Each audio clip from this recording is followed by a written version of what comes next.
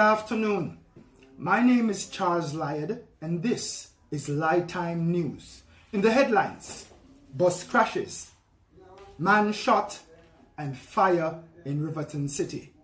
News in the headline. A bus which crashed into a wall died on its way to the hospital today, and the driver, who sustained minor injuries, was taken to a nearby garage where he was beaten out and duked. Reports reaching the newsroom is that the man did not see the bus in which he was driving. A man was shot and killed in the corporate area yesterday when he allegedly pulled his service finger at the police. The report is the police was driving along Lie Lane in Kilwan when they were approached by a man who pulled his service finger from his hand and said, "Pow." The police returned the fire, killing the dead man on the spot.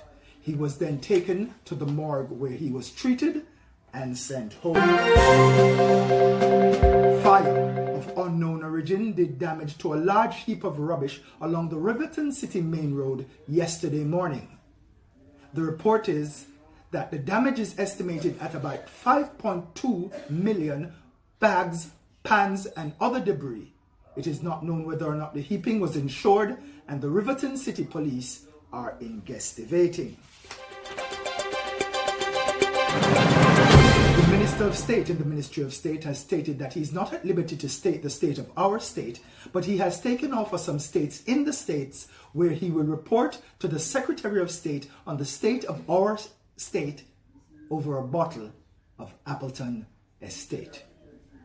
My name is Charles Lyad, and this has been Time News. Join us tomorrow at the same time for more in the news.